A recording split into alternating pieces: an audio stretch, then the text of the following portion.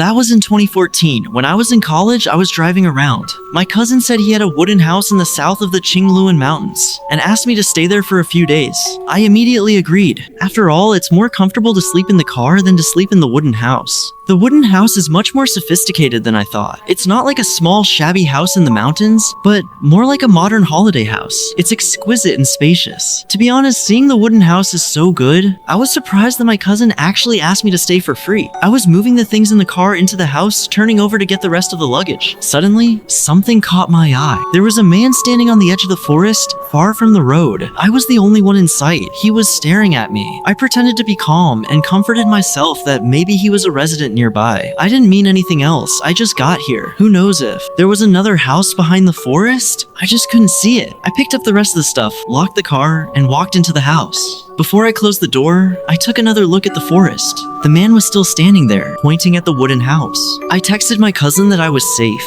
By the way, I mentioned that someone was staring at me outside. I asked him if he knew who it was. At that time, I was busy packing up my luggage. I didn't go back to the house immediately. When I remembered the fact, it had been almost an hour. The sun had already set. My cousin's message made me feel cold all over. The wooden house was 40 acres wide. It was surrounded by fences. There shouldn't be outsiders wandering inside. I didn't take it seriously before. Now, I'm completely panicked. The man was clearly staring at me from a distance in private territory. I can't even think about it. I walked to the edge of the window again. In addition to the light of the wooden house, it was pitch black. I couldn't even see the edge of the forest clearly. There was only endless darkness. It was so gloomy that my scalp was numb. I quickly pulled up the curtain. A chill climbed up my spine. I tried to watch the movie and relax. Movies can really distract you, but that kind of anxiety never goes away. After watching it for about an hour, there was movement in the corner of my eye. I turned my head fiercely and stared at the crevice of the curtain. There seemed to be something shaking just now, but now there's only a blurry reflection on the glass. It's all dark behind me. I just got up and walked to the window. Suddenly, there was a rapid sound of footsteps outside. I ran crazily on the grass.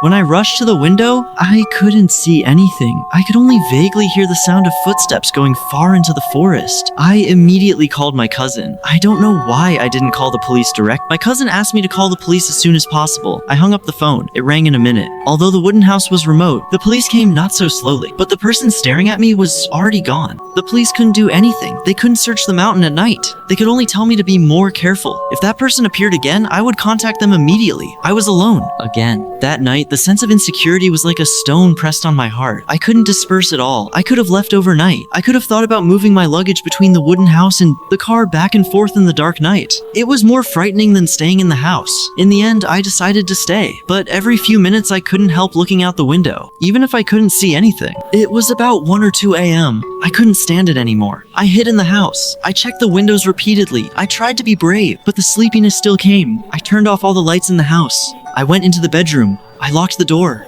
I hoped the nightmare was over. I lied down for half an hour. I finally fell asleep. I don't know how long it has been. I suddenly woke up.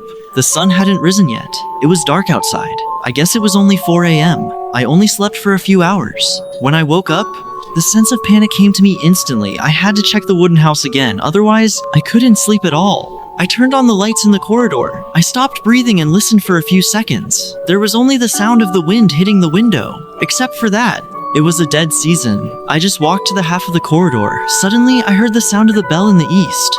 On the other side of the wooden house, there was a small study and a kitchen. I got closer. With the light of the corridor, I vaguely saw a shadow moving in the mirror. I was standing there. I didn't dare to believe everything in front of me, but the shadow suddenly stopped. After a few seconds, it moved slowly again. Then, a figure appeared in the mirror of the corridor. I recognized him who was staring at me in the woods during the day. I panicked. I turned around and rushed back to the bedroom. I locked the door. The following season was more suffocating than any sound. I thought he would chase me, knock on the door, and hit me, but there was no movement outside. Only my heartbeat was ringing in the east. After a while, a slow sound of footsteps came from the corridor and stopped outside the bedroom. He stood on the other side of the door and didn't move. I was holding my cell phone tightly and wanted to call the police. I was afraid that he would hear the sound and hit me in advance. When I was in a hurry, I suddenly decided to take a risk.